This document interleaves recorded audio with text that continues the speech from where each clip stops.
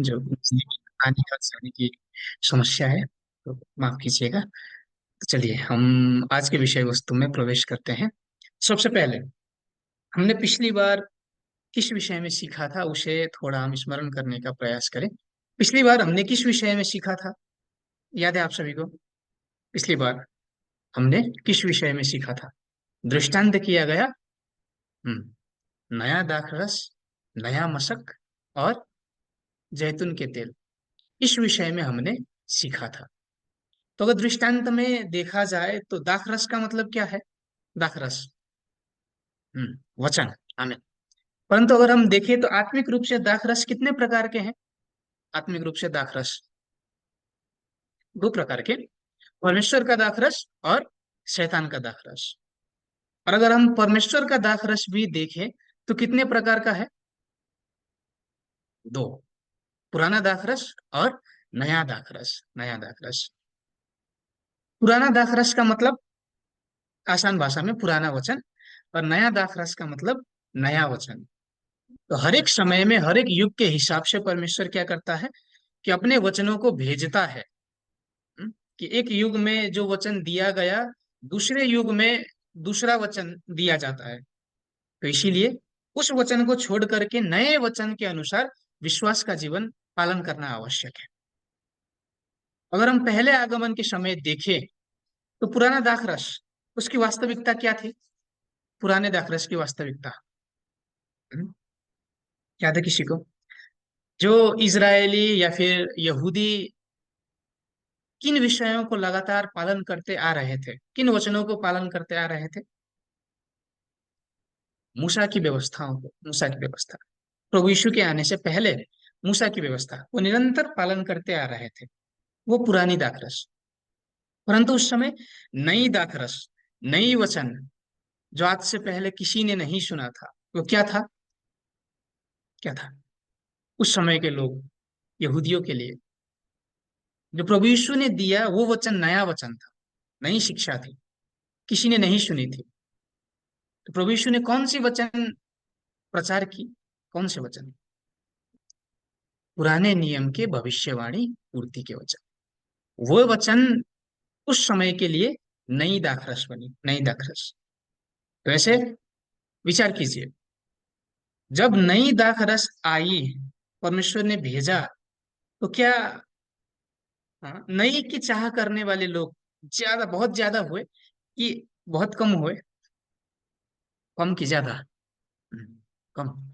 जैसे हमने लुका की पुस्तक में भी देखा था, मुख्य पद हमारा था कि जो पुराना पी रहा है वो नई की चाह नहीं करता।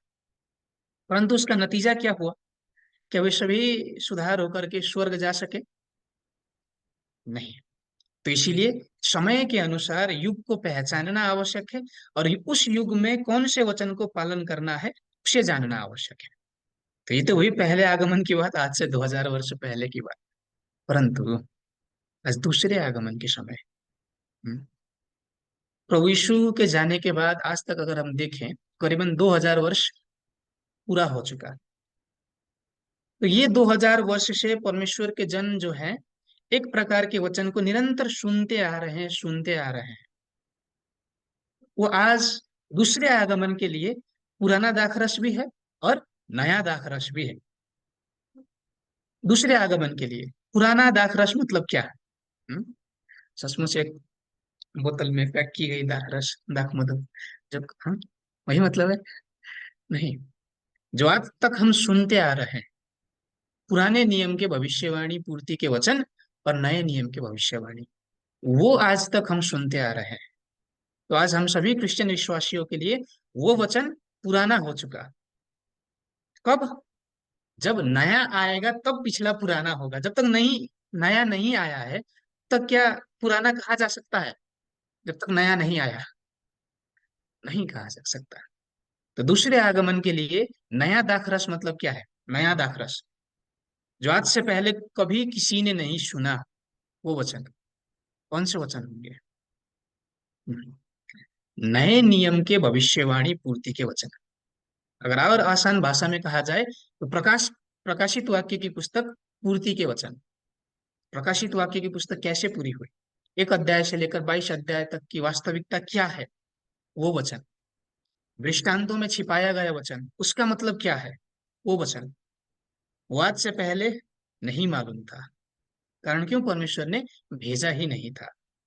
तो दूसरे आगमन के समय अगर नया आ चुका है तो हमें क्या करना आवश्यक है?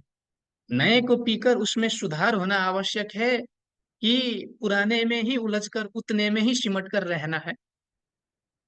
नए नए में जाना आवश्यक है, नए दाखरस को पीना आवश्यक है। अगर हम देखें तो मशक के विषय में भी हमने देखा था, पुरानी मशक भी है और नई मशक भी है। पुरानी मशक का मतलब क्या है? कि जो पुराने वचनों को भरे हुए लोग हैं अपने हृदय में, विश्वासी ही है, उनको पुरानी मशक बताया जा रहा है। और जो नए वचनों को अपने हृदय में रखा व्यक्ति है, विश्वासी है, उन्हें नई मशक बताया जा रहा है। तो पहले आगमन के समय में नई मशक कौन थे? जिन्होंने नए वचन, उस समय के नई शिक्षा को, पुराने नियम के भविष्यवाणी पूर्ति के वचनों को अपने हृदय में रखा। वे लोग कौन थे? पहले प्रभु यीशु, और उसके बाद प्रभु यीशु के चेले। जितनों ने प्रभु यीशु को विश्वास किया, वो सभी ने पुराने नियम के भविष्यवाणी पूर्ति के वचनों को अपने हृदय में रखा। दूसरे आगमन के समय हम्म, पुराने मशक की वास्तविकता कौन है और नए मशक की वास्तविकता कौन है, इसे पहचानना आवश्यक है, इसे पहचानना आवश्यक है। पुराने मशक कौन है? जिनके पास पुराने नियम के भविष्यवाणी पूर्ति के वचन केवल है, नए नियम के भविष्यवाणी पूर्ति के वचन नहीं है, वे लोग पुराने मशक है। आसान भाषा में अगर कहें तो सारे विश्वासी, सारे पास्टरजन पुराने मशक है। कब तक? जब तक नए नियम के भविष्यवाणी पूर्ति के वचन नहीं आते तब तक। जब नए नियम के भविष्यवाणी पूर्ति के वचन आएंगे, भेजा जाएगा, उस समय उस वचन को हृदय में धारण करने वाले, रखने वाले लोग नए मशक बनेंगे, नए मशक बनेंगे। तो विचार कीजिए, बाइबल के द्वारा बताया गया मैं कौन हूं, इसे प्रश्न करना आवश्यक है। आप सभी, क्या लगता है आप सभी को? आप सभी पुराने मशक हैं कि नए मशक पूर्ण रूप से बन चुके हैं? सभी क्या लगता है? विचार करना आवश्यक है। तो नया मशक जो है, वो कैसे पहचान होगा? उसमें नया दाखरस होना आवश्यक है, नया दाखरस। और जो नया दाखरस है, नया वचन। दूसरे आगमन के समय नए नियम के भविष्यवाणी पूर्ति के वचन परमेश्वर कैसे देगा? सभी विश्वासियों को देगा एक साथ, अपने आप आकर के देगा, कि कैसे देगा? नए नियम के भविष्यवाणी पूर्ति के वचन हमने सीखा था, अब कितनों लोगों को याद है? विचार कीजिए, कैसे?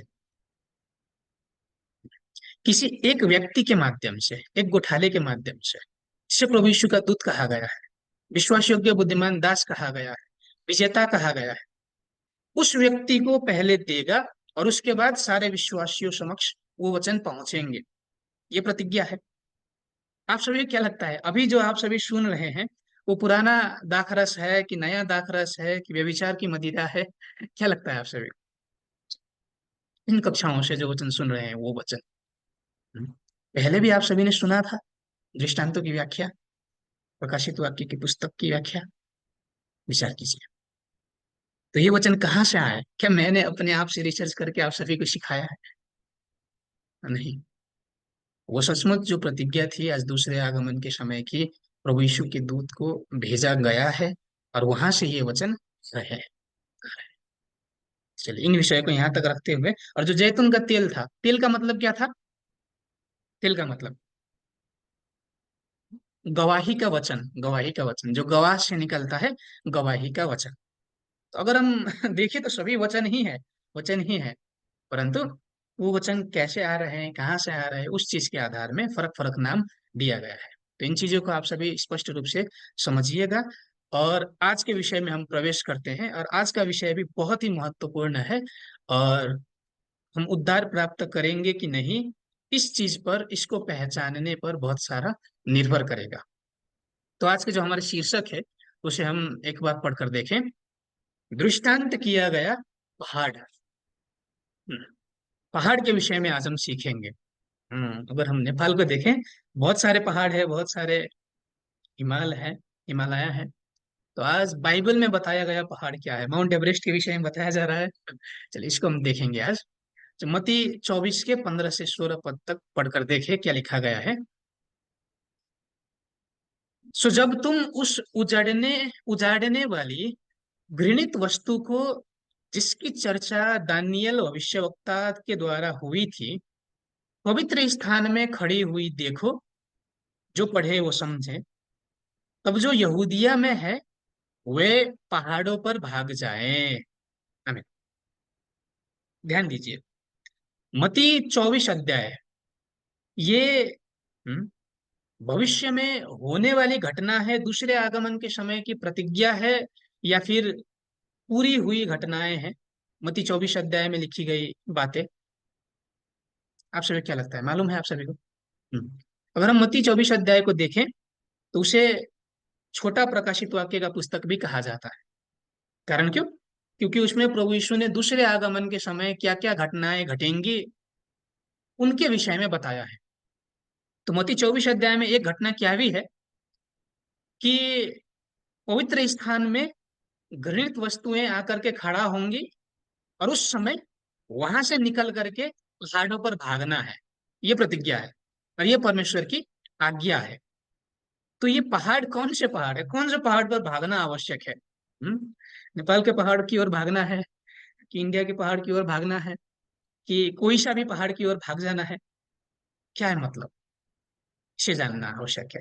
और यहाँ बताया जा रहा है यहूदिया में है जो है वही भागे, परंतु हम तो नेपाल और भारत के लोग हैं, कि हमें भागना आवश्यक है कि नहीं, ये भी जानना आवश्यक है। तो चलिए इस विषय को आज हम जानेंगे, और उसके लिए सबसे पहले जो दृष्टांत किया गया पहाड़ है उसके विषय में समझे। अगर हम पहाड़ की विशेषताओं को समझे तो आत्मिक पहाड़ के विषय में जानना कठिन नहीं होगा। विचार कीजिए, पहाड़ अगर हम देखें तो उसकी विशेषता क्या है? वो प्राय जमीन से ऊंची स्थान है। और पहाड़ में क्या क्या होता है? मिट्टी इकट्ठा होकर के बनी हुई स्थान है। वहां पर पेड़ भी होते हैं, पत्थर भी होते हैं, पशु भी होते हैं, पक्षियां भी होती हैं, जल भी होता है, श्रोता भी होता है। ये सारी चीजें मिलकर एक पहाड़ बनता है। इन चीजों का आत्मिक मतलब निकालने का प्रयास कीजिए। जब हमने बर्तन वाले पाठ में सीखा था, यदि आप सभी को मालूम हो, याद हो, तो वहां पर परमेश्वर को कुम्हार बताया जा रहा था, और हमें क्या बताया जा रहा था? मिट्टी बताया जा रहा था, मिट्टी। पेड़ का आत्मिक मतलब आप सभी ने सीखा है। पेड़ का मतलब क्या है? पेड़ याद है आप सभी को? इंसान, मनुष्य। पशु का मतलब आप सभी को मालूम होगा, जब हमने भविष्यवाणी के पुस्तक में देखा था, पशु से किसको बताया जा रहा है? मनुष्य को है। पक्षी, पक्षी याद है आप सभी को? क्या था उसका मतलब? आत्मा, आत्मा वो मतलब था। जल का मतलब आप सभी को मालूम है? जल, वचन। श्रोता का मतलब मालूम है? पास्टर। तो ये सारी चीजें जहां पर है उसी को आत्मिक रूप से पहाड़ कहकर कहा जा रहा है।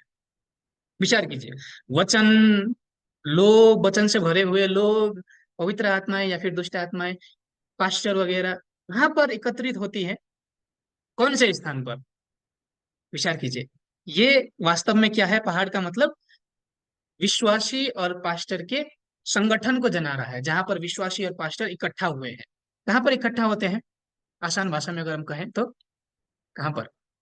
पास्टर भी है, विश्वासी भी है, वहां पर वचन भी है। कहाँ पर?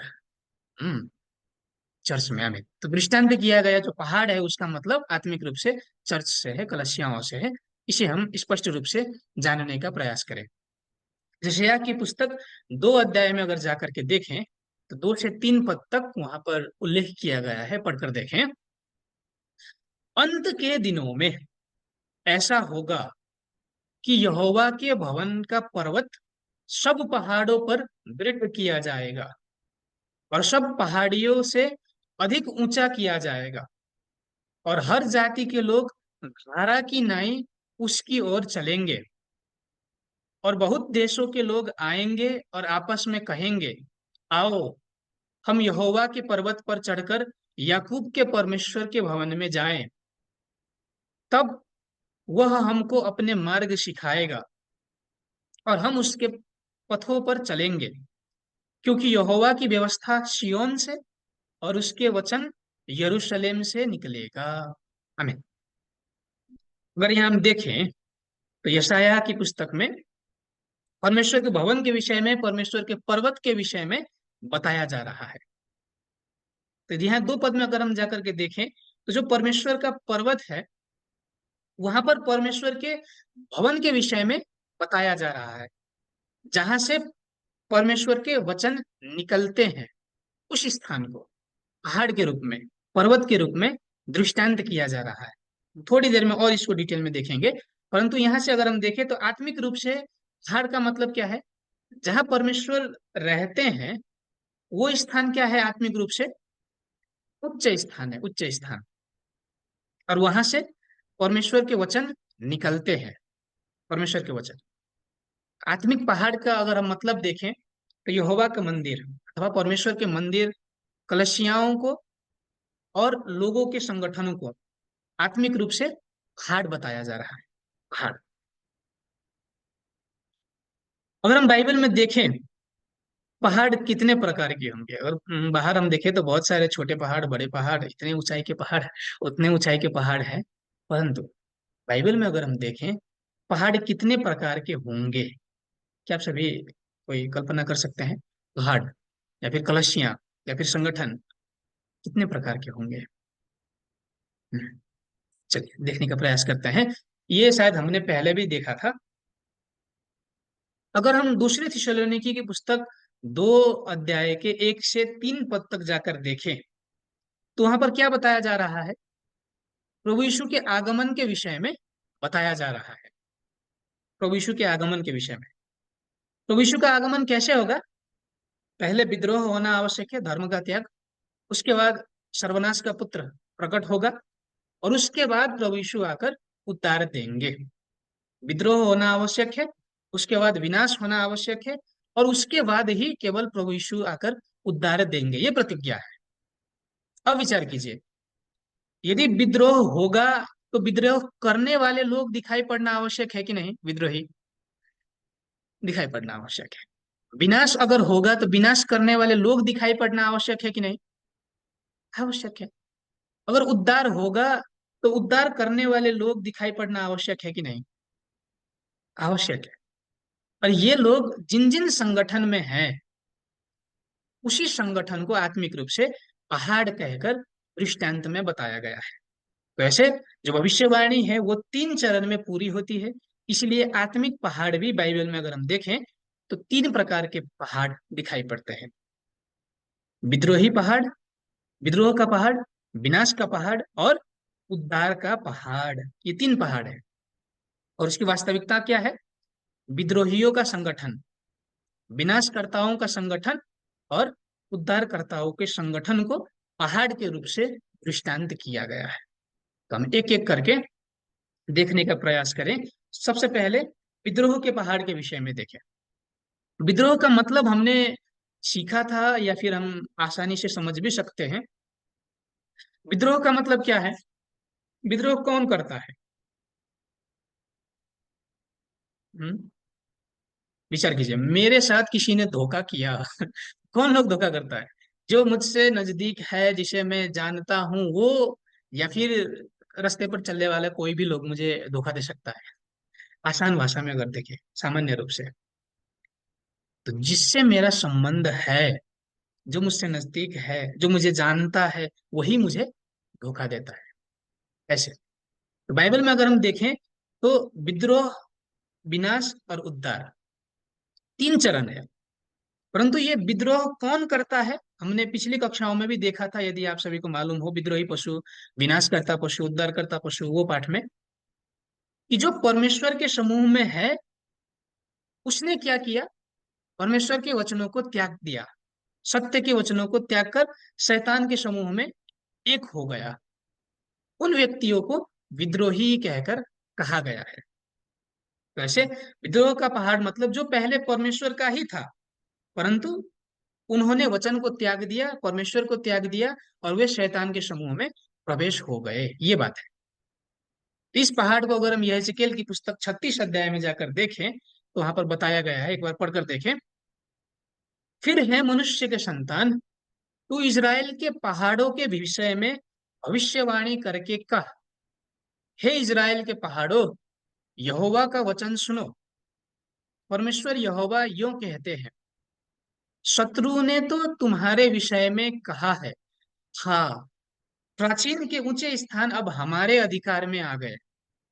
इस कारण भविष्यवाणी करके कह, परमेश्वर यहोवा यूं कहता है, लोगों ने जो तुम्हें उजाड़ा और चारों ओर से तुम्हें ऐसा निगल लिया है कि तुम बची हुई जातियों का अधिकार जो हो जाओ, और लुटेरे तुम्हारी चर्चा करते और साधारण लोग तुम्हारी निंदा करते रहे। इसे केवल जो लाल अक्षर में है वहां ध्यान देने का प्रयत्न कीजिए कि यहाँ पर परमेश्वर भविष्यवाणी कर रहा है, परंतु किनको सुना रहा है? पहाड़ों को सुनो, ऐसा कहा रहा है। क्या सचमुच परमेश्वर भौतिक पहाड़ों को अपने वचन सुना रहा है? नहीं। परमेश्वर के लोग हैं। परमेश्वर का एक संगठन है चुने हुए लोगों का, उन्होंने कुछ किया है। उसके बाद क्या कहा जा रहा है कि प्राचीन ऊंचे स्थानों पर अब हमारा अधिकार हो गया है, ऐसा शत्रु कह रहे हैं। तो जो पहले परमेश्वर का पर्वत था, उसे शत्रु ने आकर अपना पर्वत बना लिया है, आसान भाषा में अगर हम समझे तो। इसी को प्रयोग करके परमेश्वर भविष्यवाणी कर रहा है आत्मिक रूप से। जो पहले परमेश्वर के समूह में था, उसके बाद शैतान ने अपना समूह बना लिया, ये मतलब है। तो यशायाह की, यहेजकेल की पुस्तक जो है वो पहले आगमन के समय में जाकर पूरी होती है। यदि आप सभी को मालूम हो तो जब हमने दीवट वाले पाठ सीखा था, विचार कीजिए। कि जब प्रभु यीशु और दीवट, ज्योति और दीवट, ये विषय में जब हमने सीखा था पहले आगमन के समय, जब पुस्तक बंद थी, तो बंद पुस्तक के समय क्या किसी को उसके मतलब के विषय में मालूम था? भविष्यवाणी की वास्तविकताओं के विषय में मालूम था पहले आगमन के समय? नहीं। किसी यहूदी को मालूम नहीं था, किसी शास्त्री फरीसी को मालूम नहीं था। परंतु परमेश्वर ने वचन भेजा, ज्योति को भेजा। परंतु उस ज्योति के आने से पहले परमेश्वर ने क्या किया? एक दीवट को भेजा था, दीवट, दीपक को भेजा था। आप सभी को मालूम है पहले आगमन के समय प्रभु यीशु से पहले कौन आए थे जिन्होंने वचन प्रचार किया? थोड़ा थोड़ा वचन उनके पास भी था। कौन थे वे लोग? किसने? पश्चाताप करो, मन फिराओ। आमीन। यूहन्ना, जो यूहन्ना बपतिस्मा देने वाला था, वो बपतिस्मा देने वाले यूहन्ना दीवट की वास्तविकता थे, दीपक की वास्तविकता थे। यदि आप सभी ने को याद हो तो हमने पहले कक्षा में सीखा था। तो ऐसे अगर याद हो आप सभी को तो मूसा के निवास स्थान में कितने कमरे थे? कितने कमरे? दो कमरे थे, दो कमरे। और पहले कमरे की वास्तविकता के रूप में बपतिस्मा देने वाले यूहन्ना प्रकट हुए, और दूसरे कमरे की वास्तविकता के रूप में प्रभु यीशु प्रकट हुए। अब विचार कीजिए, उस समय जब किसी के पास सत्य का वचन नहीं था, परमेश्वर ने थोड़ा सा सत्य का वचन किसे दिया? इस यूहन्ना को दिया, बपतिस्मा देने वाले यूहन्ना को, और जा करके उसने प्रचार किया। परंतु विचार कीजिए, क्या बपतिस्मा देने वाला यूहन्ना अंतिम समय तक परमेश्वर के समूह में रहा, या फिर परमेश्वर को विद्रोह किया? विचार करना आवश्यक है। चलिए हम एक एक करके इसे समझने का प्रयास करते हैं। यूहन्ना 1 के 29 में अगर हम जाकर के देखें तो बपतिस्मा देने वाले यूहन्ना ने प्रभु यीशु के विषय में गवाही दी है कि हाँ, वही है परमेश्वर का मेमना, हम्म, हमारे पापों को उठाकर ले जाने वाला, परमेश्वर का मेमना। ऐसा कहकर बपतिस्मा देने वाले यूहन्ना ने प्रभु यीशु के बारे में गवाही दी शुरू में। परंतु बाद में क्या हुआ? मरकुस 2 के 18 में जाकर अगर हम देखें तो वहां पर जब बपतिस्मा देने वाला यूहन्ना शास्त्री फरीसियों के साथ एक हो चुका है, ये दिखाई पड़ता है। मरकुस 2 के 18 में अगर हम जाकर के देखें तो क्या कह रहा है उनके चेले? यूहन्ना के चेले और फरीसियों के चेले उपवास रखते हैं, परंतु प्रभु यीशु के चेले उपवास क्यों नहीं रखते, ऐसा प्रश्न किया जा रहा है। विचार कीजिए। जो बपतिस्मा देने वाले यूहन्ना था, पहले उसने क्या किया, प्रभु यीशु ही परमेश्वर का मेमना है ऐसा गवाही दी।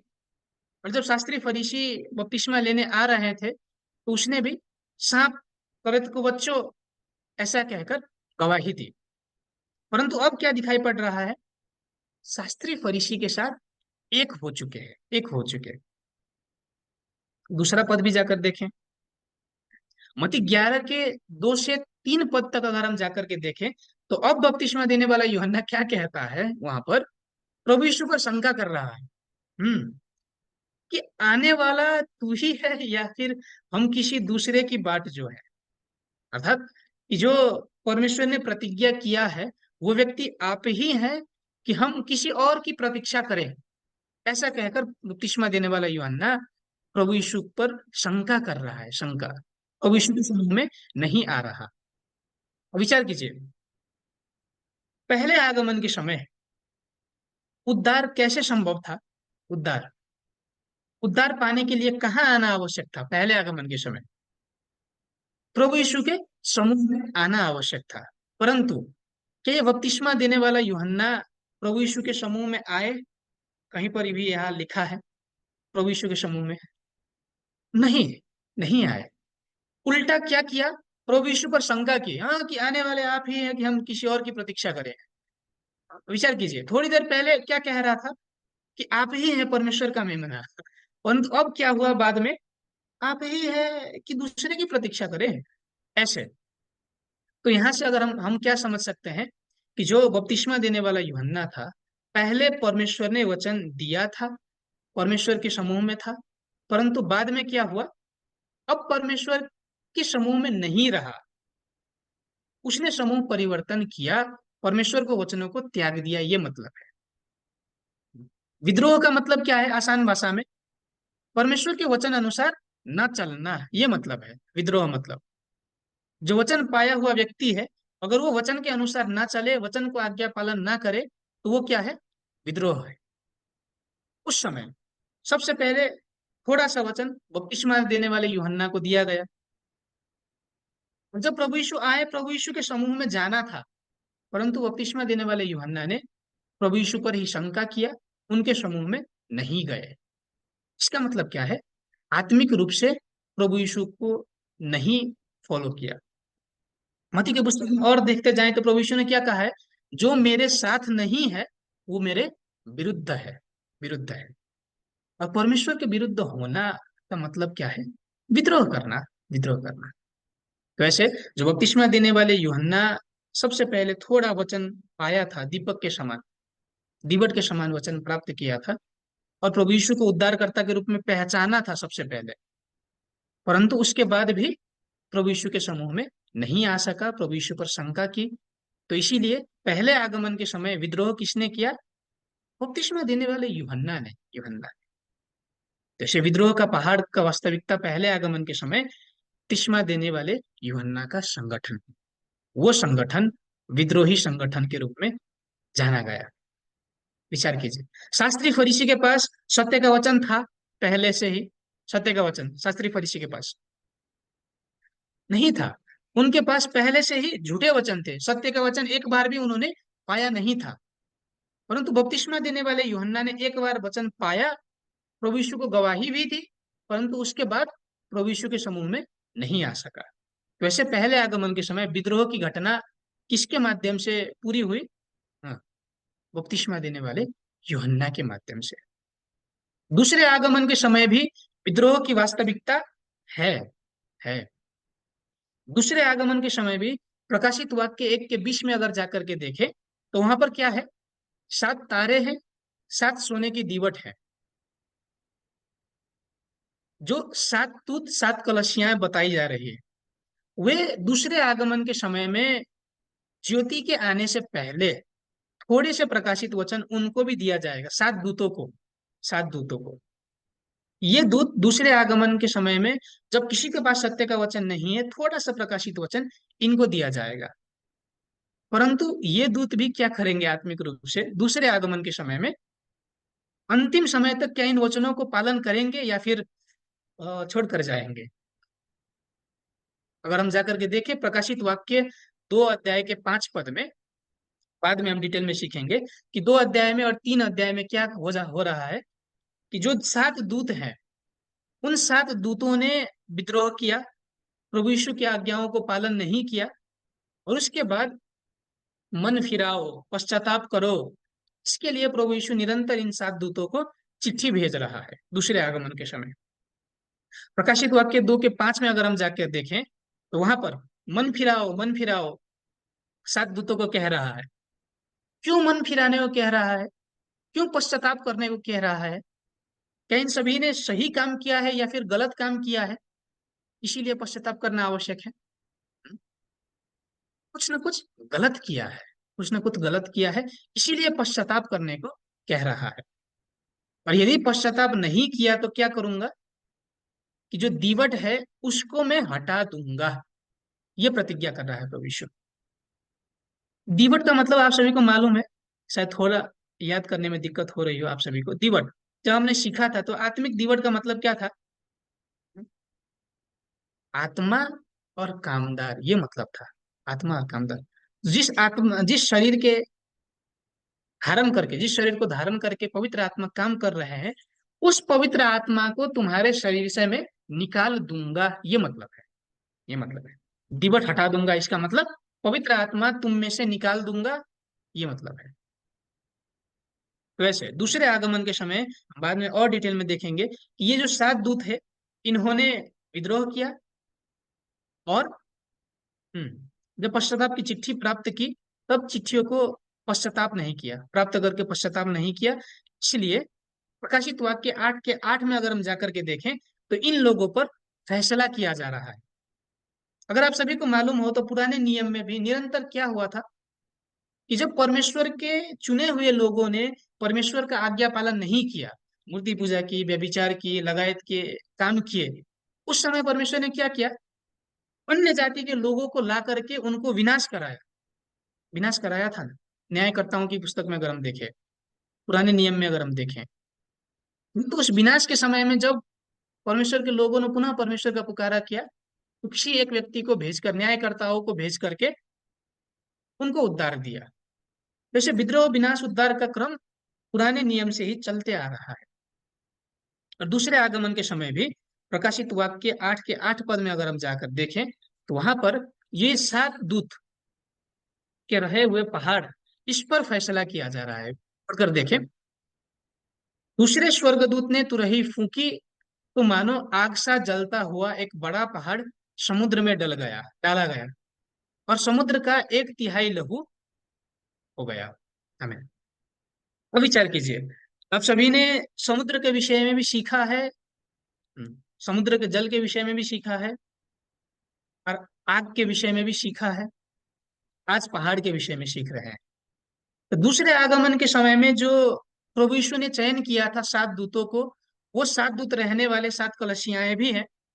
उन 7 दूत और 7 कलशियाओं ने क्या किया, प्रभु यीशु को विद्रोह किया। विद्रोह करने के बाद उन पहाड़ को क्या किया जा रहा है, आग से जलाया जा रहा है। आग से जलाने का मतलब क्या है, फैसला किया जा रहा है। फैसला, आग का मतलब आप सभी को मालूम है, फैसले का वचन।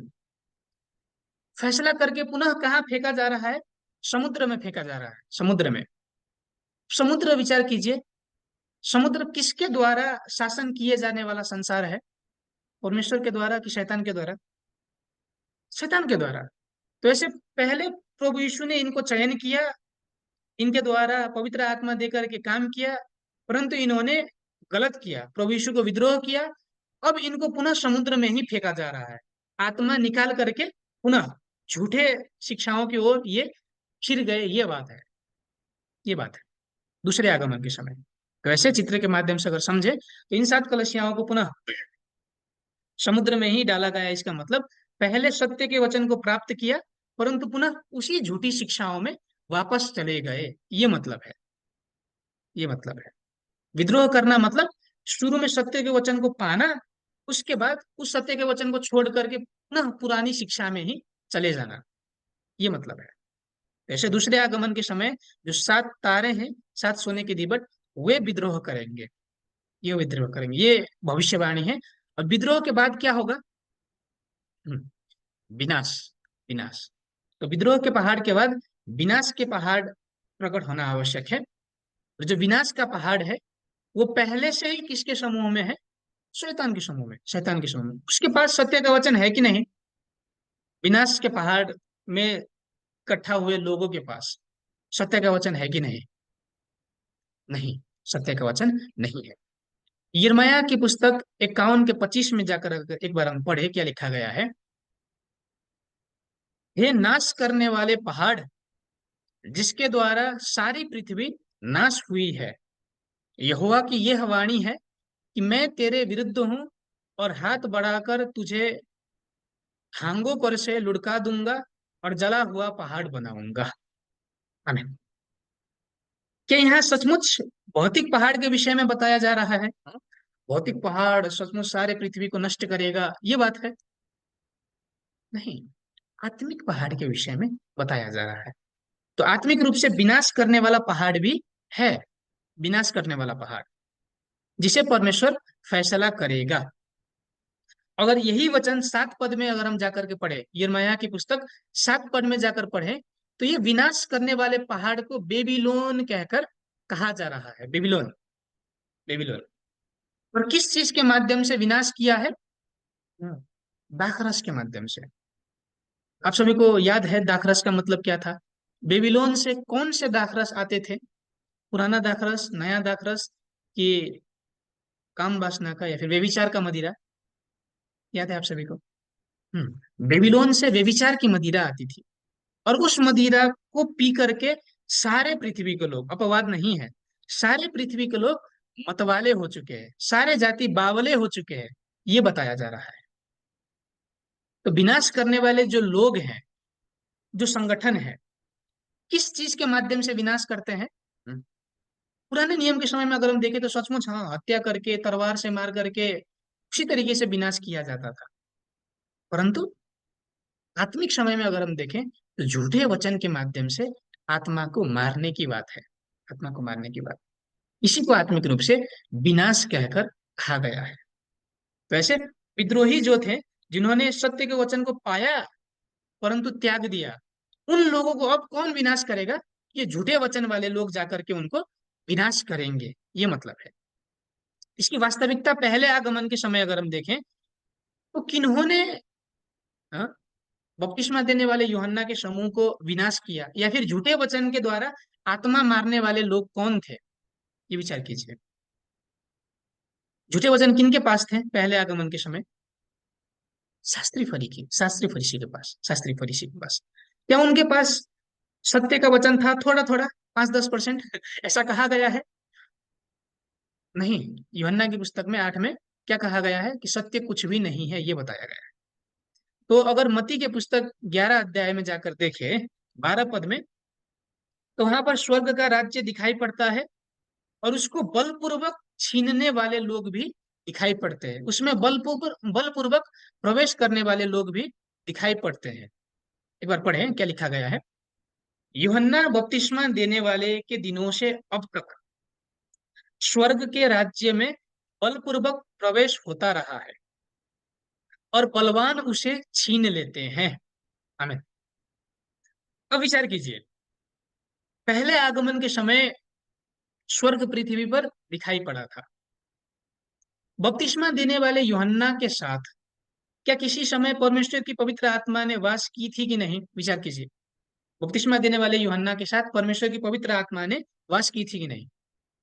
वास किया था एक समय, जब तक विद्रोह नहीं किया था उस समय तक पवित्र आत्मा था, इसीलिए प्रभु यीशु को गवाही दिया।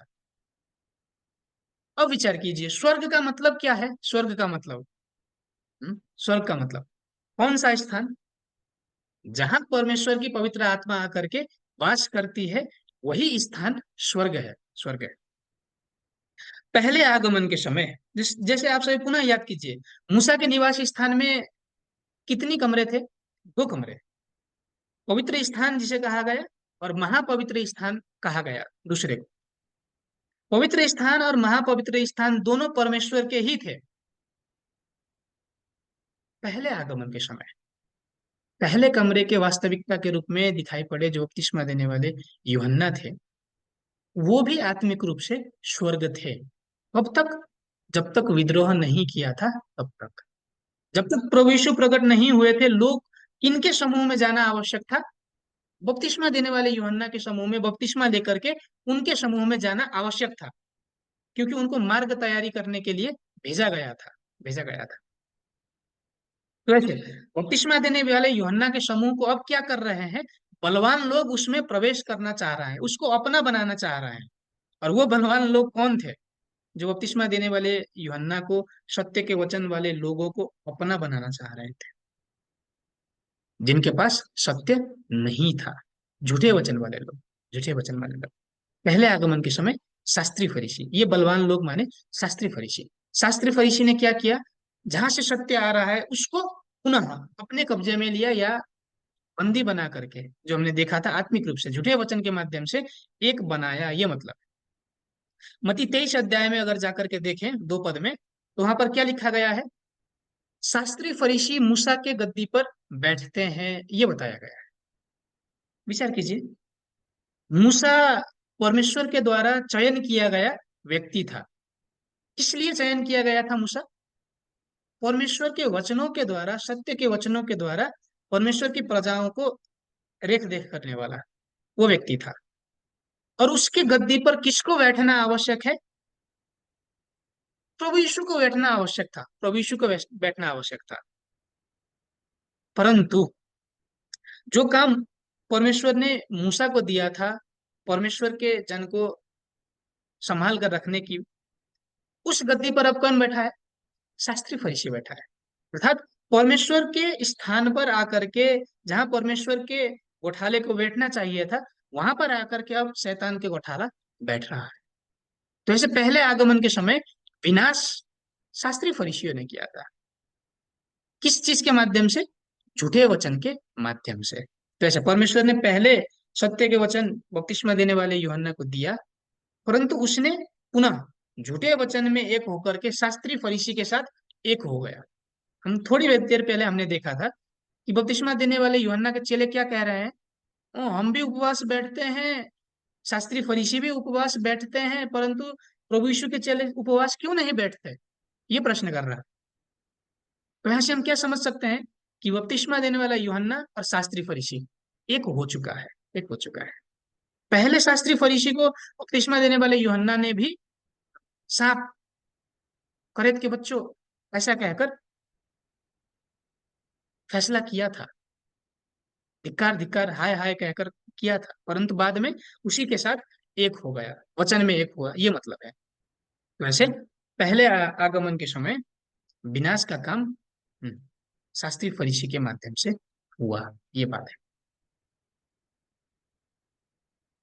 दूसरे आगमन के समय, दूसरे आगमन के समय विद्रोह सात दूत, सात कलशियाओं ने अगर की, तो विनाश किसने किया? ये महत्वपूर्ण बात है। जब हमने पशु सीखा था, पशु, वहां पर एक विशेष प्रकार के पशु के विषय में बताया जा रहा था, याद है आप सभी को? हाँ? कितने सिंह थे, कितने सिर थे, और वो आकर के विनाश कर रहा था, याद है? कितने सिर थे, कितने सिंह थे? हम्म, 7 सिर और 10 सिंह। और वो 7 सिर और 10 सिंह वाला पशु क्या कर रहा है? जा करके विनाश कर रहा है। वो कहाँ से निकल रहा है? समुद्र से। प्रकाशित वाक्य 13 अध्याय में अगर हम जाकर के देखें, तो 6 पद में वो समुद्र से निकल करके स्वर्ग में प्रवेश कर रहा है। स्वर्ग में, एक बार पढ़कर देखें। और उसने परमेश्वर की निंदा करने के लिए मुंह खोला, कि उसके नाम और उसके तंबू, अर्थात स्वर्ग के रहने वालों की निंदा करे। अब यहाँ पर जो पशु है, 7 सिंह, 7 सिंह और 10 सिंह वाला पशु, वो निकल करके स्वर्ग में जा करके परमेश्वर की निंदा कर रहा है, परमेश्वर के लोगों की निंदा कर रहा है। अब क्या ये पशु समुद्र से निकल करके उस आत्मिक संसार के स्वर्ग में जा करके वहां पर परमेश्वर की निंदा करेगा? नहीं। जो भौतिक संसार में जहां पर परमेश्वर ने काम किया है, उस स्थान पर जाकर के परमेश्वर के काम को विरोध करेगा, ये मतलब है, ये मतलब है। तो जो 7 दूत प्रभु यीशु ने चयन किया, उनके माध्यम से काम किया। अब ये 7 सिर और 10 सिंग वाले पशु जाकर के क्या करेंगे? उस काम को बिगाड़ने का प्रयास करेंगे। विचार कीजिए, शैतान का काम क्या है? शैतान का काम परमेश्वर के काम को विरोध करना, विरोध करना।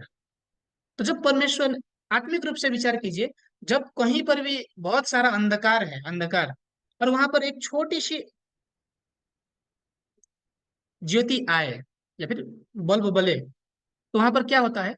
ये आसपास के बहुत सारे कीड़े मकोड़े, कीड़े जाकर के वहां पर उस ज्योति में आकर के रहते हैं। तो ऐसे आत्मिक रूप से अगर हम देखें तो 6,000 वर्ष तक, अथवा पहले आगमन से आज तक देखें तो 2,000 वर्ष तक आत्मिक रूप से रात था। किसी को वास्तविकता मालूम नहीं थी। उस समय प्रभु यीशु ने क्या किया? 7 तारों को चयन किया, थोड़ा थोड़ा वचन दिया, वहां से थोड़ा थोड़ा ज्योति निकलना शुरू हुआ। और यहाँ से अब शैतान के समूह के जो पशु है, विनाश करता पशु, 7 तारे, माफ कीजिएगा, 7 सिंह और 7 सिर और 10 सिंह के पशु, वे जाकर के उनको विनाश करते हैं। किस चीज के माध्यम से विनाश करते हैं? सचमुच जाकर के तलवार से, भाले से, धनुष से मार करके विनाश करते हैं? नहीं, व्यभिचार की मदिरा से, काम वासना की दाखमत से विनाश करते हैं।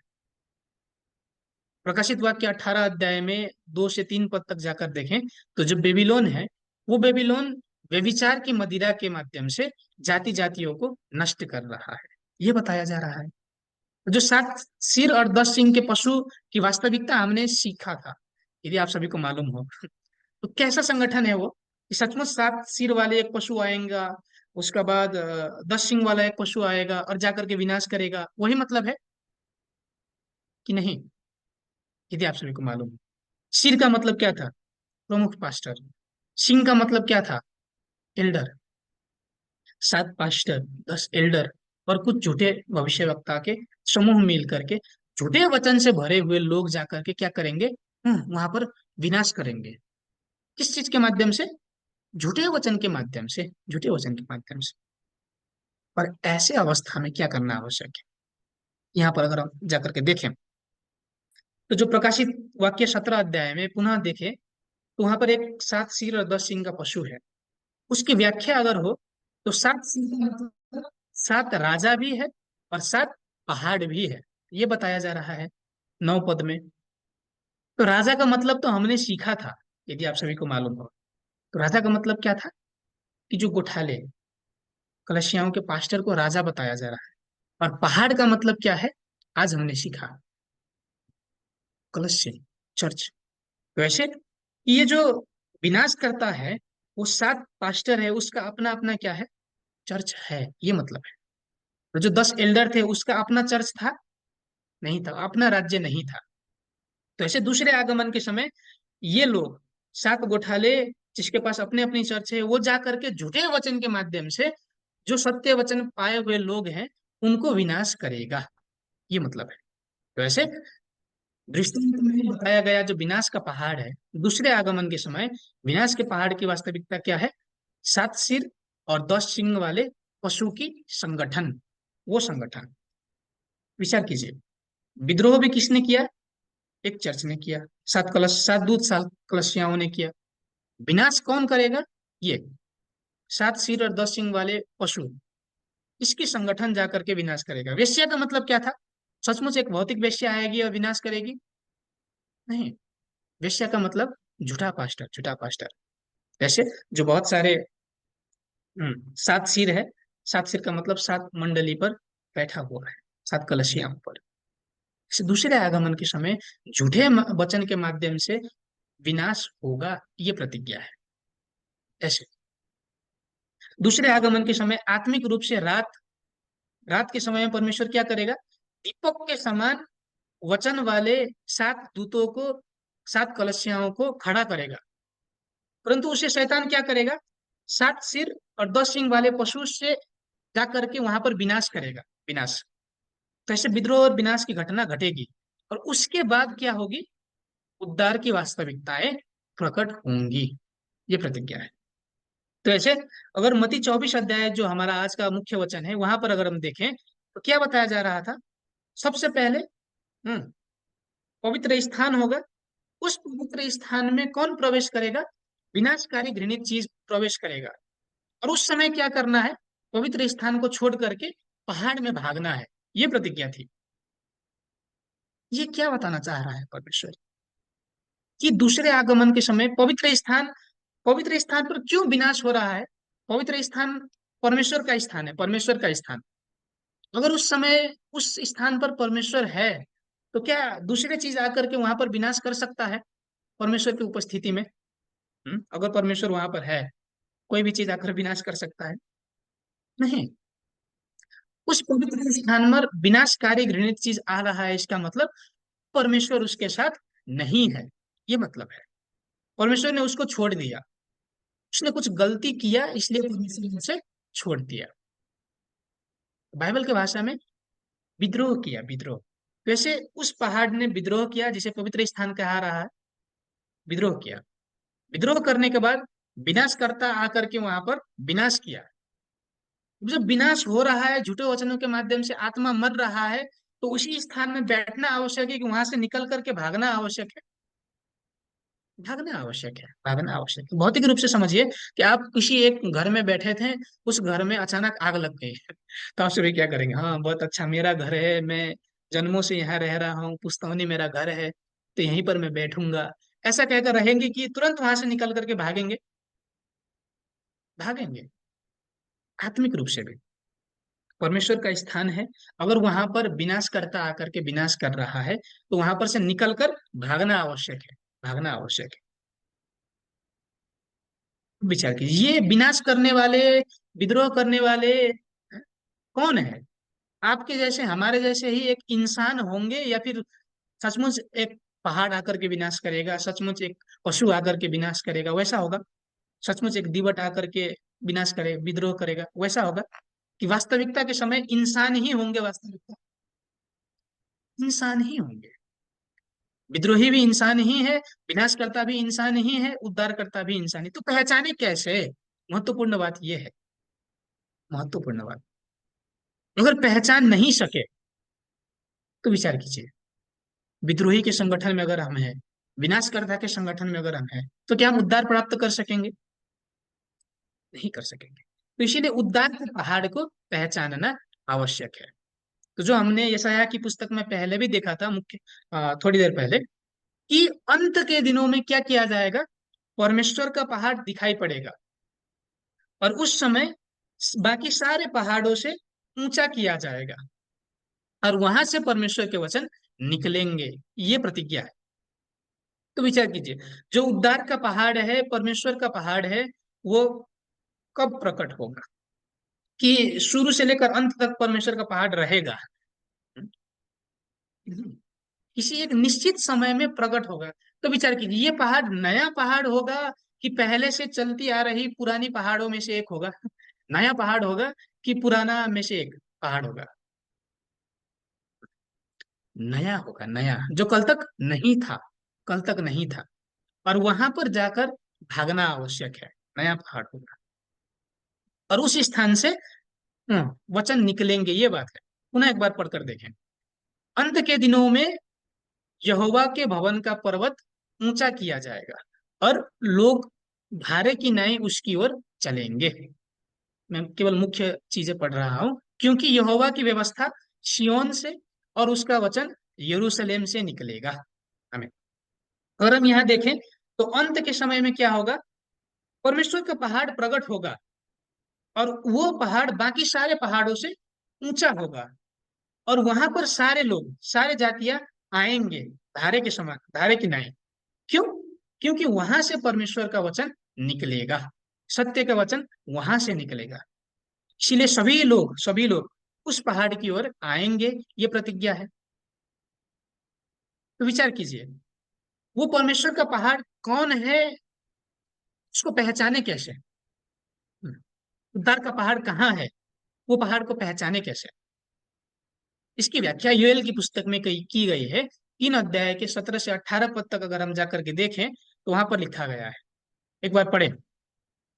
इस प्रकार तुम जानोगे कि यहोवा जो अपने पवित्र पर्वत सिय्योन पर वास किए रहता है, वही हमारा परमेश्वर है। यरूशलेम पवित्र ठहरेगा और परदेशी उसमें होकर फिर ना जाने पाएंगे। उस समय पहाड़ों से नया दाखमधु टपकने लगेगा और टीलों से दूध बहने लगेगा, और यहूदा देश के सब नाले जल से भर जाएंगे। और यहोवा के भवन में से एक सोता फूट निकलेगा, जिससे सित्तम की घाटी सींची जाएगी। ये भविष्यवाणी है कि जो परमेश्वर का पर्वत है उसे क्या नाम से बताया जा रहा है? सिय्योन पर्वत से बताया जा रहा है। सिय्योन पर्वत, उस सिय्योन पर्वत में परमेश्वर आकर के रहेगा, ये बात है। परंतु क्या सचमुच भौतिक सिय्योन के पर्वत में परमेश्वर आकर वास करेगा? जो इजराइल में है वहीं पर आकर परमेश्वर वास करेगा? नहीं। एक नए चर्च के विषय में बताया जा रहा है, नए कलशी के विषय में बताया जा रहा है, जहां से क्या निकलेगा? नया दाखमध निकलेगा। उस स्थान पर परमेश्वर आकर रहेंगे। इस प्रकार हमें पहचान करना आवश्यक है। नया दाखमध कहाँ से आ रहा है? सोता फूट कर निकलेगा, और उस सोते से नालों की पानी भर जाएंगी। हमने सीखा था, याद है आप सभी को, कि सोता फूट करके वहां से पानी निकलेगा और समुद्र में मिलेगा, उस खारे जल को मीठा जल बनाएगा। वो स्थान, उस स्थान पर परमेश्वर आकर वास करेगा, ये प्रतिज्ञा है। नया दाख मधु का मतलब आप सभी को मालूम है? नया दाख मधु क्या मतलब है? नया दाख रस मतलब क्या है? जो हमने पिछली कक्षा में सीखा था जस्ट। नया दाख रस भविष्यवाणी पूर्ति के वचन, भविष्यवाणी पूर्ति के वचन, भविष्यवाणी पूर्ति के वचन किसी एक गोठाले के माध्यम से, उस गोठाले के चर्च के माध्यम से आएंगी, निकलेंगी, और वो स्थान पर परमेश्वर आकर के वास करेगा। ये प्रतिज्ञा है, ये प्रतिज्ञा। और उस स्थान पर क्या होगा? लोग धारे की नए आएंगे। सभी लोगों को वहां पर जाना आवश्यक है, क्योंकि परमेश्वर वहां वास करता है। पहले आगमन के समय विचार कीजिए। पहले आगमन के समय सिखाने वाले पास्टर बहुत सारे थे कि नहीं?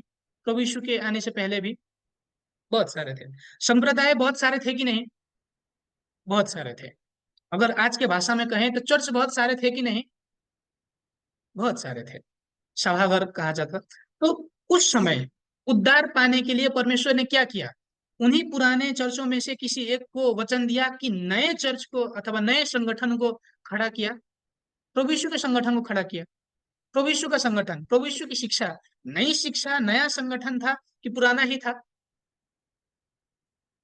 नया था, नया था, नया था। इसीलिए बाकी जो दूसरे भाड़ थे, दूसरे संगठन थे, उन्होंने स्वीकार किया या फिर ईर्ष्या की? ईर्ष्या की, ईर्ष्या की, और उस संगठन को स्वीकार नहीं किया, स्वीकार नहीं किया। पहले आगमन के समय उद्धार का पहाड़ क्या था? प्रभु यीशु का संगठन, प्रभु यीशु का संगठन। चाहे जो भी संगठन के लोग हों, प्रभु यीशु के संगठन में अगर गए तो ही उद्धार प्राप्त किया। ये प्रतिज्ञा थी और उसी के अनुसार दिखाई भी पड़ी। परंतु लोगों ने क्या किया? स्वीकार नहीं किया। उस संगठन को सताया, विरोध किया। दूसरे आगमन के समय भी जब तक नए नियम की भविष्यवाणी पूर्ति नहीं होती, हम्म, सभी चर्चों में, सभी पास्टरों के पास क्या है?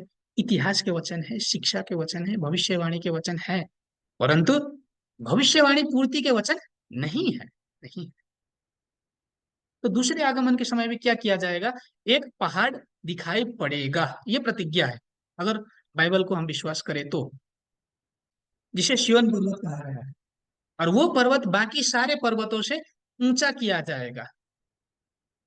बाकी सारे पर्वत, आज विश्व में अगर हम देखें तो बहुत सारे कलशियां हैं, बहुत सारे संप्रदाय हैं, परंतु नए नियम के भविष्यवाणी पूर्ति के वचन है कि नहीं, ये महत्वपूर्ण बात है। प्रकाशित वाक्य की वचन पूर्ति के वचन, प्रकाशित वाक्य में लिखा गया, उसका मतलब क्या है? उसकी वास्तविकता कैसे दिखाई पड़ी? ये वचन नहीं है। परमेश्वर उसको भेजेगा, एक नया संगठन पुनः खड़ा होगा दूसरे आगमन के समय, जिसे सिय्योन पर्वत कहकर कहा गया है। और वहां से क्या होगा? परमेश्वर का वचन नया दाखमध निकल कर आएगा। नए नियम के भविष्यवाणी पूर्ति के वचन निकल कर आएंगे। ये प्रतिज्ञा है, ये प्रतिज्ञा है। तो अंत के दिनों में प्रकट होने वाले वह उद्धार का पहाड़ कौन है, क्या है? इसे पुनः हम प्रकाशित वाक्य की पुस्तक में जाकर देखें। 14 अध्याय में स्पष्ट लिखा गया है, पढ़कर देखें। फिर मैंने दृष्टि की, और देखो, वह मेमना सिय्योन पहाड़ पर खड़ा है, और उसके साथ 1,44,000 जन है, जिनके माथे पर उसका और उसके पिता का नाम लिखा हुआ है। और वे सिंहासन के सामने और चारों प्राणियों और प्राचीनों के सामने मानो यह नया गीत गा रहे थे।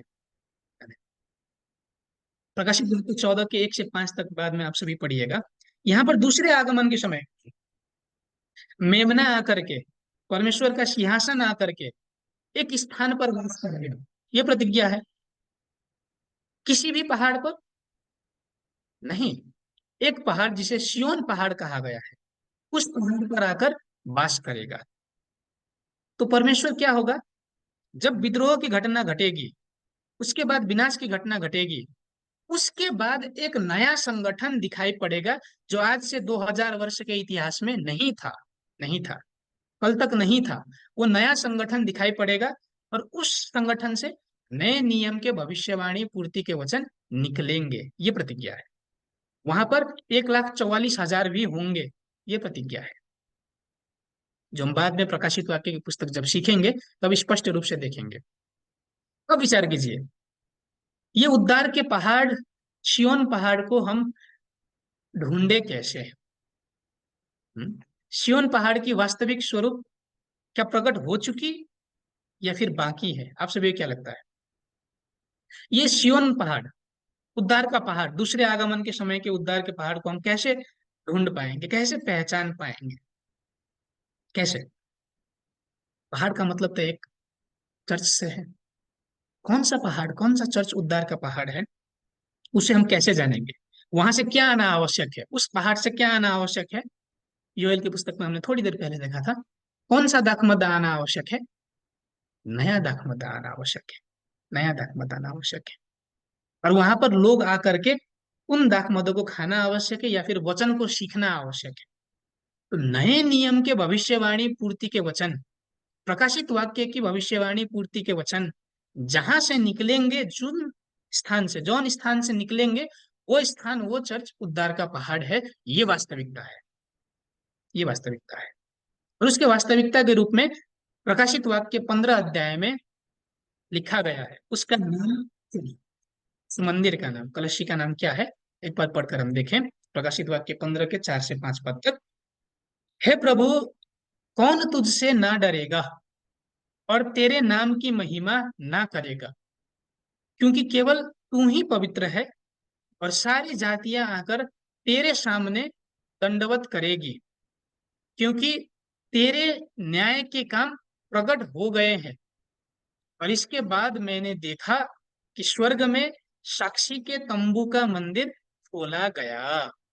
हमें यहाँ अगर हम देखें तो दूसरे आगमन के समय साक्षी के तंबू के मंदिर प्रकट होने की, खोले जाने की प्रतिज्ञा है, स्वर्ग में बताया जा रहा है।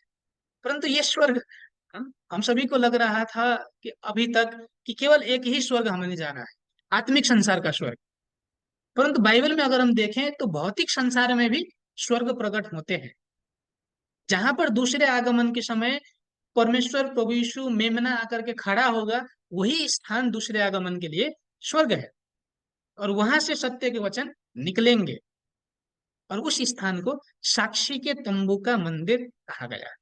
ये मंदिर से, मंदिर का मतलब क्या है? चर्च से है, चर्च से। वहां से नए नियम के भविष्यवाणी पूर्ति के वचन निकलेंगे। अब विचार कीजिए, ये मंदिर क्या शुरुआत से ही अस्तित्व में है, या फिर जब एक निश्चित समय होगा उस समय दिखाई पड़ेगा? साक्षी के तंबू का पवित्र मंदिर, ये मंदिर 2000 वर्ष से ही अस्तित्व में है, या फिर दिखाई पड़ना बाकी है? इससे क्या लगता है? प्रकाशित वाक्य की पुस्तक कि निश्चित समय में दिखाई पड़ेगी, सदैव नहीं है। जब प्रकाशित वाक्य की पुस्तक पूरी होगी, उस समय दिखाई पड़ेगी। ये प्रतिज्ञा है। तो आज से 2000 वर्ष तक जितने भी परंपरागत कलशियाएं हैं, उन कलशियाओं में से एक कलशी, एक मंदिर है कि नई मंदिर है? विचार कीजिए, विचार करना आवश्यक है। नया मंदिर, नया मंदिर है जो कल तक नहीं था। प्रकाशित वाक्य की पूरी होने के समय प्रकट होगा, ये बात है, ये बात। इसकी वास्तविकता अगर हम जाकर देखें, तो जहां से नए नियम के भविष्यवाणी पूर्ति के वचन आएंगे, इसे साक्षी के तंबू के रूप में क्यों बताया गया? किस चीज का साक्षी है ये? हम्म? यहाँ से किस चीज के विषय में गवाही आती है? अगर साक्षी है, किसी न किसी चीज के विषय में गवाही देना आवश्यक है। विचार कीजिए, किस चीज के विषय में गवाही आएगा इस मंदिर से? किस चीज के विषय में? हम्म?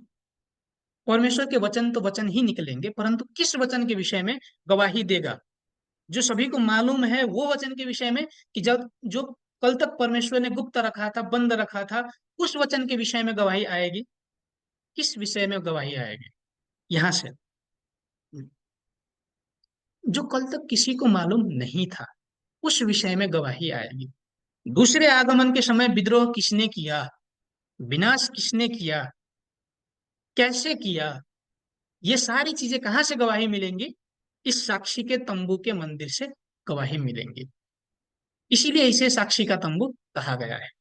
यहां से, जैसे पहले आगमन के समय प्रभु यीशु के संगठन से ही केवल विद्रोह किसने किया, विनाश किसने किया, सत्य क्या है, वास्तविकता क्या है, वो प्रभु यीशु के संगठन से प्रचार हुई।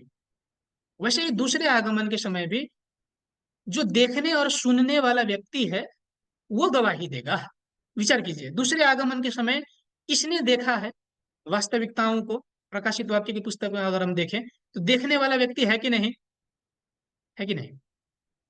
प्रकाशित वाक्य 22 के 8 में अगर जाकर के देखें, तो ये सारी चीजें देखने वाला और सुनने वाला मैं यूहन्ना हूं, ऐसा बताया जा रहा है। यूहन्ना, यूहन्ना ने देखा है, यूहन्ना ने सुना है। और 22 के 16 में जाकर अगर देखें, तो कलसियाओं को दूत के रूप में भेज करके, यूहन्ना को कलसियाओं में दूत के रूप में भेजकर गवाही देने को कह रहा है। कौन से वचन? नए नियम के भविष्यवाणी पूर्ति के वचन।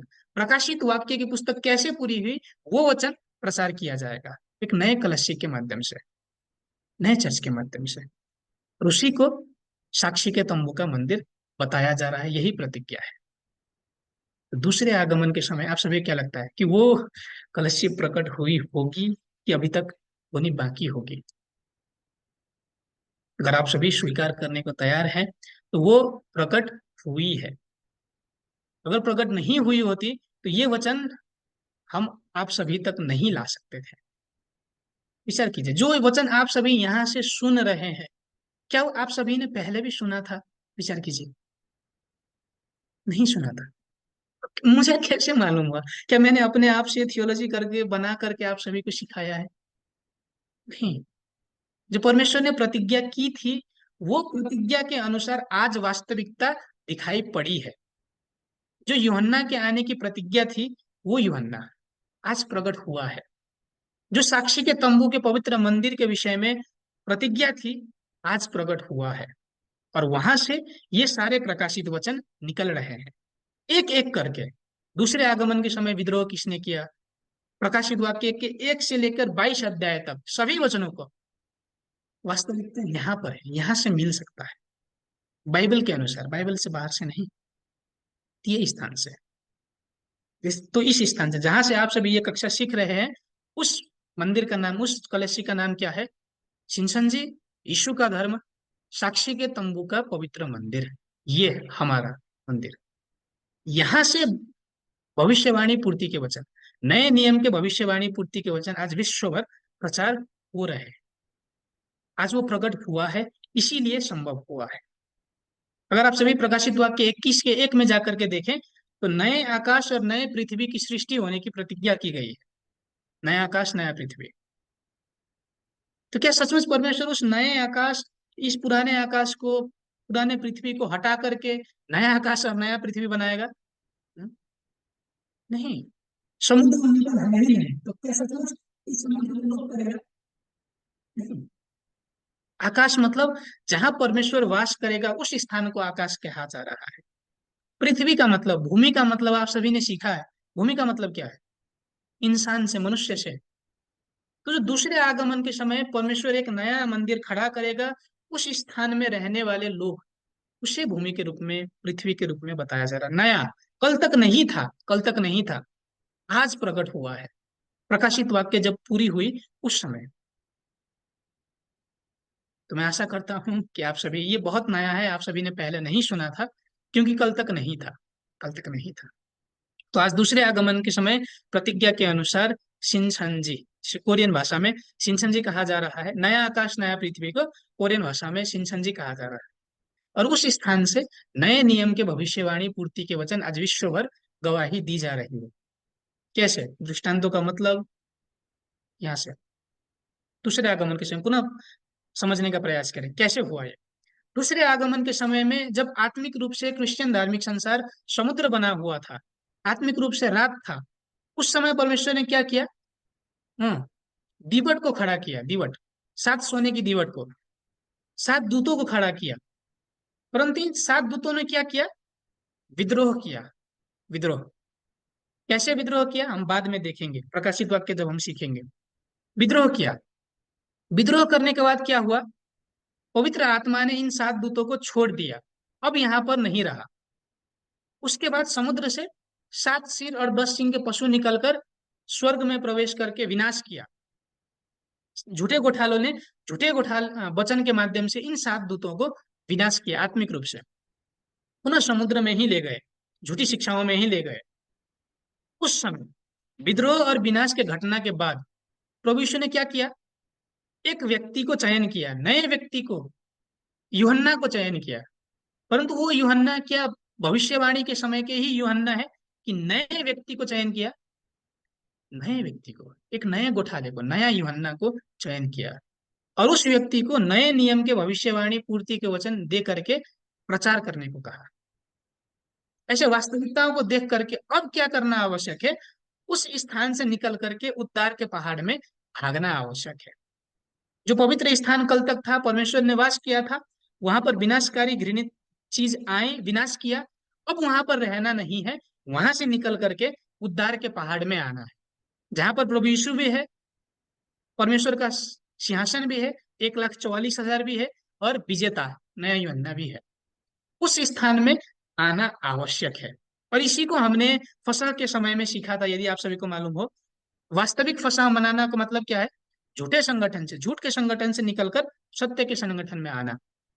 जब हमने बीज के विषय में सीखा था, कटनी के विषय में सीखा था, खेत से निकल करके खत्ते में आना, उसी को कटनी कहा जा रहा था।